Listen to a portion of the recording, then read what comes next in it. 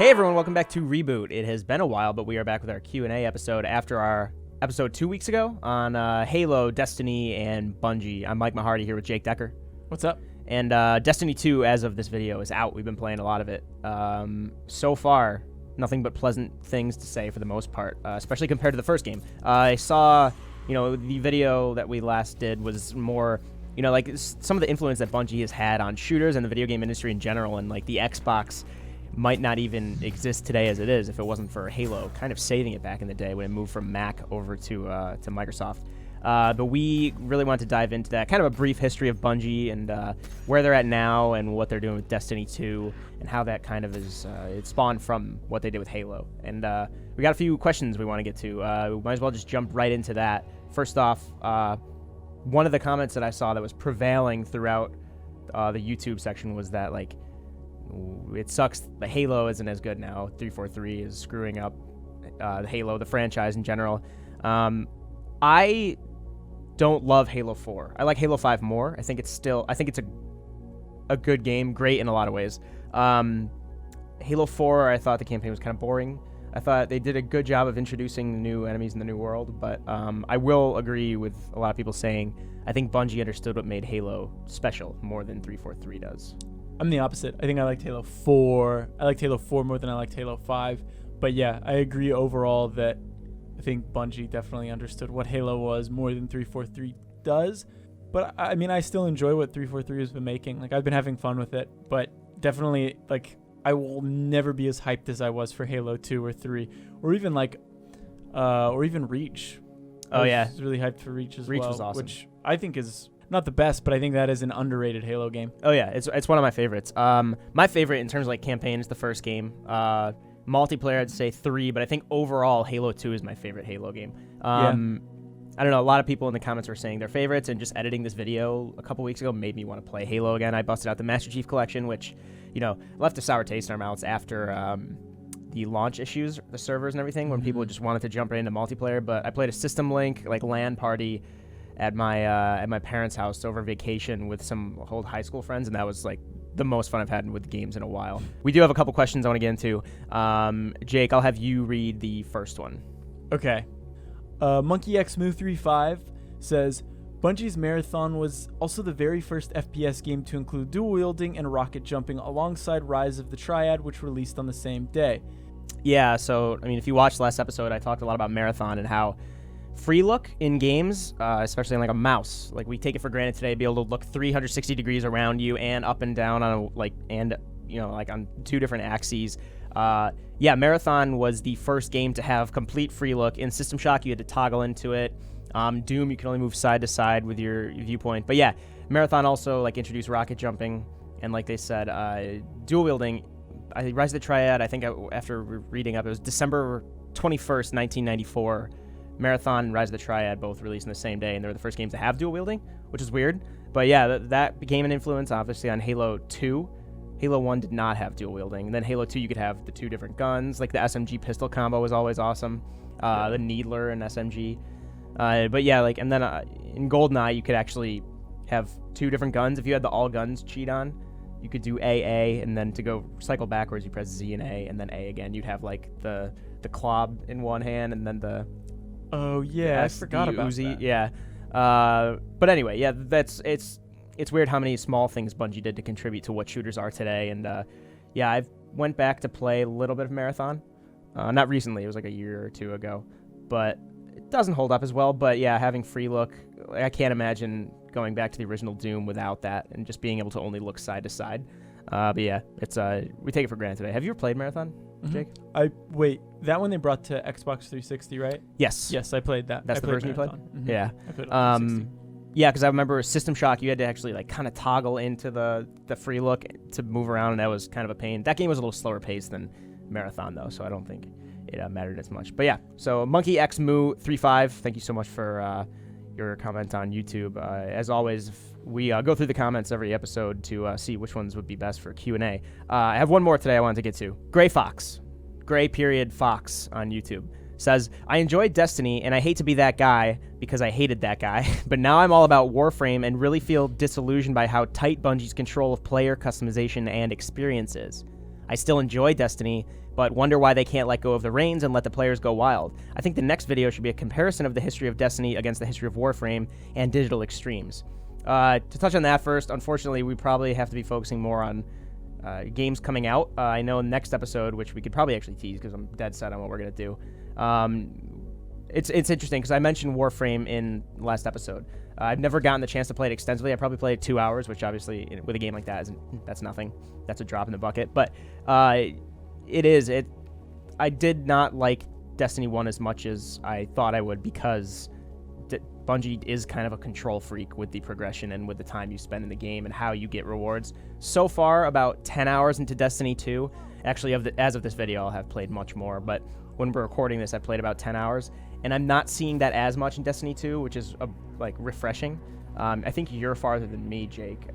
Maybe you could talk more about that. I finished the campaign, and I'm probably around I'm light level 237, which I don't even think they call it light level anymore. Power level. You've got 130 on me. Yeah, so I've played quite a bit, and I think one thing that I notice most of all is that there are a ton of different diversions you can do, which all feed into your goal. So it's not like Destiny 1 where there's some things that the game didn't quite tell you, and you'd spend a lot of time doing something or investing into a piece of armor, or a faction, for example. You'll find out you're wasting your time. It seems like this does a much better job at pointing you in the right direction, letting you kind of choose what you want to do, how you want to progress. And then on top of that, there is more customization, although I don't know if that's exactly what he was talking about, but you can change each individual piece of armor, and then you can buy I think they're real money, but you can actually buy skins for your guns and stuff. So there is a little bit more player creativity, and you can show your personality a bit more, which I think you can do quite a bit in Warframe. I don't know if it's on par with Warframe because I haven't played Warframe, but yeah, it seems like Bungie is definitely kind of given the players more of the reins this time around. What do you think of the one-time use armor shaders? Is it as big of a deal as a lot of people are making it? No, I don't think it is. Yeah. Have you gotten a lot of them? So I didn't bother using any of them for the first part because I figured, all right, most of this gear is throwaway. I'm going to use this for 10 minutes, move on to something else. So I finally hit max level, and I have a pretty high light level. I'm at the point where I don't swap out armor every couple minutes. It takes me a while to get that. So I finally started using them. Power level, Jake. This is Destiny 2. Level. Whatever. And I have so many shaders. I have duplicates of a lot of them as well. I could see how if you want an exotic shader, it could be a pain trying to grind for those over and over again. Even if I don't even know if there are exotic shaders, to be honest. And you're committing if you get one that you really like that you seems more unique than the others, you're committing to I want my pants to look like this. Definitely preview first. You can still preview, so make sure to do that before you use it. But I think once people get to the end and realize that you're getting them so frequently, I don't think it'll be as much of an issue. But what do I know? So thank you, Gray Fox, for the question on YouTube. I have one more overarching question before we close out and maybe tease next episode. Jake, do you think Destiny 2 is kind of like a big comeback for Bungie? Because Destiny sold really, really well. Had a lot of players probably up until last week. It was definitely this cultural phenomenon, despite the fact that a lot of people were down on it. Taken King was a step in the right direction. Rise of Iron was kind of just plateauing. But do you think Destiny 2 is kind of gives us more hope that Bungie is going in the right direction?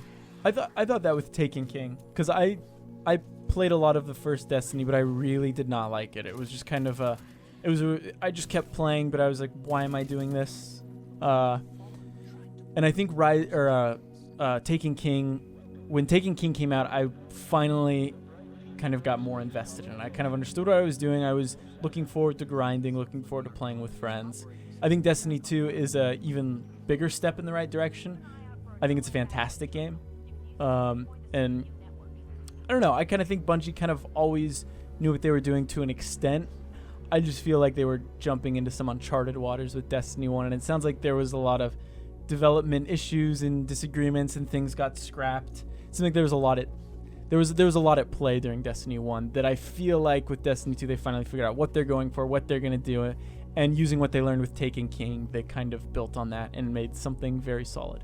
Someone on our live show at GameSpot The Lobby the other day in the Twitch chat was saying it reminds them of Titanfall 2, hopefully the new Battlefront coming out, these games that are almost like what we wanted the first games to be. Destiny 2 feels like it's what closer to Bungie's vision that we kind of wanted it to be. I don't know if I agree with that necessarily, just because the hype for Destiny, I knew it would be a loot grind, but I thought there would be tons of planets you could explore. I figured you'd take your spaceship to also, like, I didn't think you'd pilot your spaceship, but I figured there'd be more discovery involved. And yes, there was discovery, and in this one there's more discovery, but it's still very focused on that loot grind, first-person shooter action game. Yeah. Which is good, and I think now that my expectations aren't set for what I was hoping with Destiny 1, I think I like Destiny 2 a lot more. But I don't know if it's quite the same thing with or if it's quite the same situation that we had with Battlefront and Titanfall. Yeah, I'm excited to play more of Destiny 2 for sure. It is pulling me through like the first game did not. It reminded me of Taken King. I was like, I'm still not 100% sold on it not just being a big expansion, but the more I play, the more I'm like, oh, this is actually a sequel. There's a lot of quality of life changes. There's a ton of new worlds to explore. The worlds themselves feel more vibrant. There's more to do. These adventures are really cool side quests that are not just these patrols. They're great.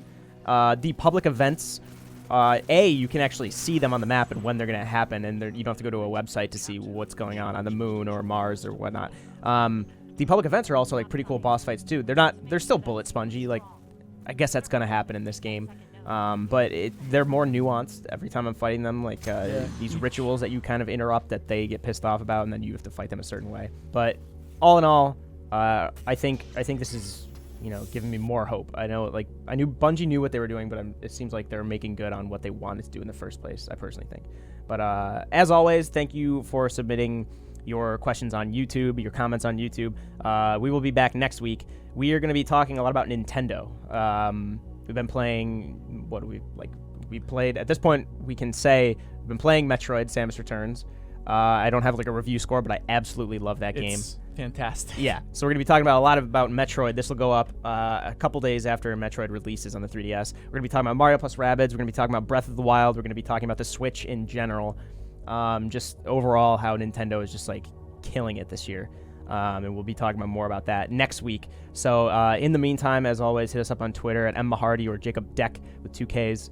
If you have any questions or comments about Reboot, and we always love doing these Q&A episodes, so keep commenting and letting us know what you think of the show or any criticisms or questions that you might have, and we'll see you next week. See ya.